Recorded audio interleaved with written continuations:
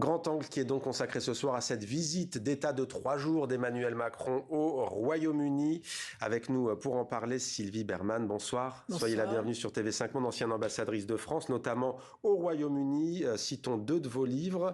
Goodbye Britannia, le Royaume-Uni au défi du Brexit, c'est aux éditions Stock. Et puis aux éditions Talendier, L'ours et le dragon, Russie-Chine, histoire d'une amitié sans limite, point d'interrogation.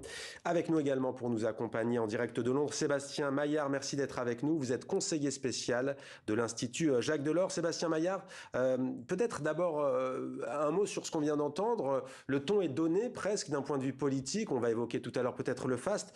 Le Brexit, une décision regrettable. C'est plutôt osé d'en remettre une couche de la part du président français à Londres devant les députés britanniques. Ça dépend desquels, cela dit.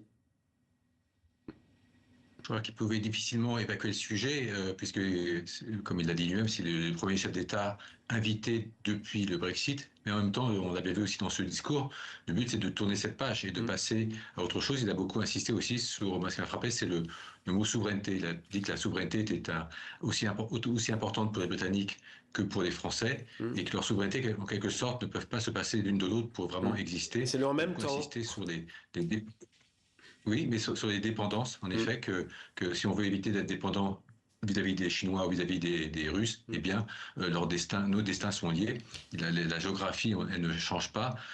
Et donc, il a fait un discours que j'ai trouvé très puissant pour finalement prendre acte du Brexit. Ça ne va pas changer cette décision souveraine des Britanniques, mais ne pas en rester là et maintenant coopérer étroitement. Il a passé en revue un nombre impressionnant de sujets économiques, géopolitiques, migratoires et autres. On y reviendra sans doute, mais pour vraiment que le Brexit n'est pas le dernier mot. Et Goodbye Britannia, Sylvie Bermann, Emmanuel Macron devant les députés britanniques, il dit aussi Welcome Britannia en fait. Il dit les deux. Au revoir et bienvenue. Welcome back, d'une certaine manière, même s'ils ne reviendront pas dans l'Union européenne. Mais c'est vrai qu'il y a un rapprochement avec l'Union européenne qui est lié très largement au changement de Premier ministre, avec les précédents, Boris Johnson ou Liz Truss. Il y avait les rémanences de cette Rishi période Sunak aussi. Du Brexit. Sauf que le rapprochement avait commencé avec Rishi Sunak quand même. Conservateur, et là le travailliste. Conservateur, et qui était d'ailleurs brexiteur, mais là donc le travailliste. Mais le mot est tabou au Royaume-Uni parce que une grande partie de l'électorat travailliste était en faveur de la sortie de l'Union européenne. Donc moi je comprends ce que dit effectivement le président de la République, parce que nous, on a été amputés d'une grande puissance avec une influence géopolitique, économique, et eux, c'est une forme d'isolement par rapport à l'Europe. Et je pense qu'on pèse moins vis-à-vis des États-Unis et de la Russie ou même de la Chine à cause de cela. Mais c'est un fait aujourd'hui, donc il faut l'accepter, ce que dit le président, et essayer de développer des relations avec Londres qui sont fondées sur une vision commune par rapport à l'Iran, par rapport à l'Ukraine surtout, puisqu'on a mis en place cette coalition de volontaires, et de manière générale, puisqu'on est membre permanent du Conseil de sécurité, puissance nucléaire, et également avec des capacités de projection militaire, ce qui n'est pas le cas des autres pays européens, ou de la majorité en tout cas. Alors, quel est, Sébastien Maillard, outre cette question de l'Europe, on sent bien cette volonté de rétablir les relations avec l'Union européenne, d'aller dans le fond des choses, mais il y a bien entendu cette question migratoire. On est quelques jours après cette image diffusée par la BBC, c'était vendredi, la télévision publique britannique, où on voit des gendarmes français qui lacèrent en fait un canot, une embarcation de fortune. On voit ces images d'un bateau de migrants qui tente de rallier la Grande-Bretagne. Londres s'est félicité en rappelant bien entendu les normes de sécurité également. Ça va être vraiment le dossier épineux? C'est un dossier épineux, et notamment effectivement qui fait la une des journaux régulièrement ici en Grande-Bretagne. Et d'ailleurs ce matin, le Daily Mail titrait un peu de manière hostile à M. Macron en disant de rendre l'argent que la Grande-Bretagne donne à la France pour qu'elle protège les côtes. Je pense que le président sait qu'il est attendu là-dessus. Il a d'ailleurs fait référence au ministre de l'Intérieur des deux pays qui vont en parler lors du sommet bilatéral de jeudi.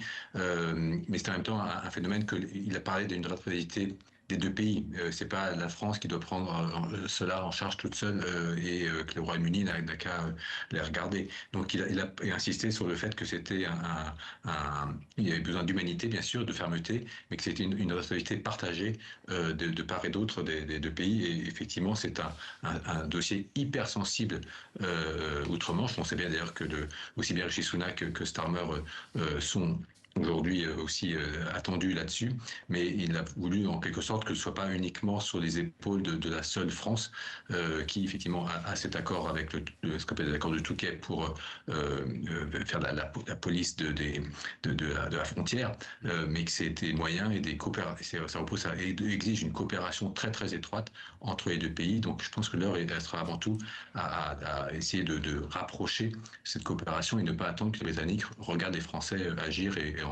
simplement en se demandant s'ils vont y arriver tout seuls. Voilà pour cette question sur l'immigration. Sylvie Bermann, le 27 mars, c'était il y a un peu plus de 3 mois, Emmanuel Macron et Keir Starmer étaient réunis à l'Elysée, c'était le jeudi 27 mars, pour la coalition des volontaires, une trentaine de pays prêts à aider l'Ukraine. Ça avait été perçu comme un nouvel exemple de la coopération entre les deux puissances nucléaires du continent. Sur le soutien à l'Ukraine, est-ce qu'il faut s'attendre à une annonce importante lors de cette visite d'Emmanuel Macron à Londres ? Alors, il va y avoir une réunion de la coalition des volontaires, les autres partenaires étant à Rome, et le président de la République et le Premier ministre britannique vont l'animer, puisque c'est eux qui ont pris l'initiative en visioconférence. C'est très compliqué, parce qu'il y a certes un souhait d'aider l'Ukraine, mais tout cela avait été fait dans la perspective d'un accord de paix qui serait beaucoup plus rapide au moment de l'arrivée au pouvoir de Donald Trump. Et en réalité, on travaille sur des forces de réassurance pour l'Ukraine. On est très loin d'un accord de paix. Et pour le moment, de toute façon, les Européens n'ont pas les moyens de se substituer aux États-Unis. Donc c'est important de maintenir cette volonté. Et je pense qu'ils mettront l'accent dessus. Maintenant, la capacité d'action n'est pas pour aujourd'hui. Hormis la Russie qu'on peut considérer comme étant dans ce grand continent qu'est l'Europe, même si c'est un pays qui est lui-même continent, il n'y a que 2 pays européens qui ont l'arme nucléaire, la France et le Royaume-Uni. 290 têtes pour la France, un peu moins, 225 pour le Royaume-Uni. Est-ce que ça donne un lien particulier d'un point de vue stratégique? Il y a eu tout le débat d'Emmanuel Macron, comme on pourrait dire, un partage justement avec les autres pays européens de l'arme nucléaire. Ça fait beaucoup de débat, c'est sensible. Est-ce que ça crée un lien particulier entre Londres et Paris? Oui, bien sûr, ça crée un lien particulier. Moi, je me souviens quand j'étais à Londres, j'avais coutume de dire qu'on était 2 États jumeaux, parce qu'on avait à peu près non seulement la même population, la même économie, mais qu'on avait le même statut dans le monde, membre permanent du Conseil de sécurité.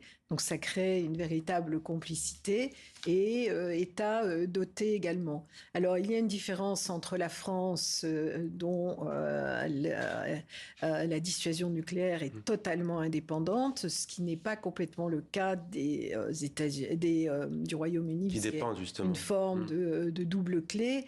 Et ensuite, si la France est prête à protéger des pays de l'Union européenne, à étendre le parapluie, c'est plus douteux pour le Royaume-Uni. Mais enfin, néanmoins, ça crée cette solidarité et ce besoin de négociation en commun. Sébastien Maillard, sur le dossier ukrainien, comment de Londres voit-on cette nouvelle rencontre entre les deux hommes, rencontre cette fois, on le dit, dans le cadre d'une visite d'État En tout cas, s'il y a un élément qui a vraiment aidé peut-être à rapprocher les deux pays et justement à tourner la page du Brexit et à voir qu'ils avaient tous les deux une responsabilité forte pour la paix sur le continent, c'est l'Ukraine.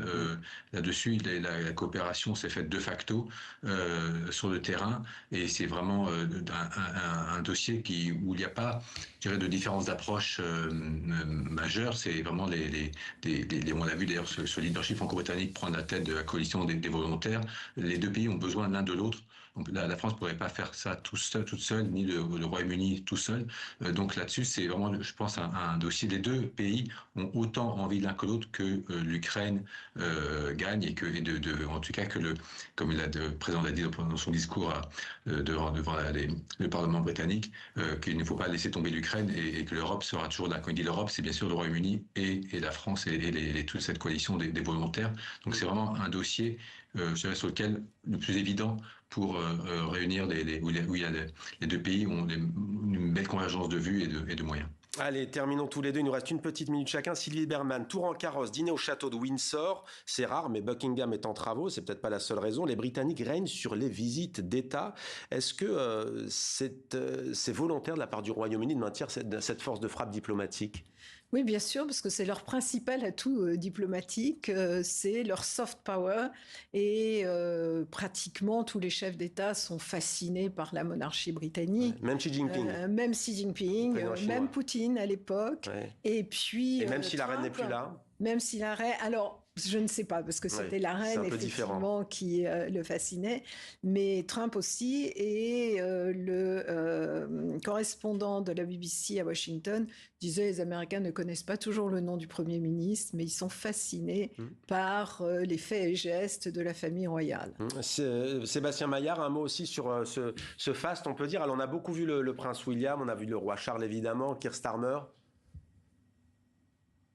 Je pense que c'est, comme l'a très bien dit l'ambassadeur Sylvie Berman, c'est vraiment ce dont le Royaume-Uni s'est utilisé pour, je dirais, et c'est aussi une marque, je dirais, d'estime et de tout ce faste. Je dirais, c'est pas seulement pour la gloire de la Grande-Bretagne, c'est aussi une marque de profond respect pour leur hôte, je dirais, ces visites-là, elles ne sont pas données à tous les dirigeants du monde. C'est vraiment là, justement un honneur aussi qui est fait au président français, et c'est montre aussi cette estime et cette marque forte qui renie les deux pays. Donc je pense que c'est d'ailleurs intéressant aussi de noter que cette visite d'État, elle a lieu donc avant celle promise au président Trump en septembre. Merci beaucoup Sébastien Maillard, merci beaucoup à vous également Sylvie Berman d'être venu. On attend les titres de la presse britannique demain, notamment des tabloïds sur cette visite d'État qui se poursuit. Merci beaucoup à tous les deux.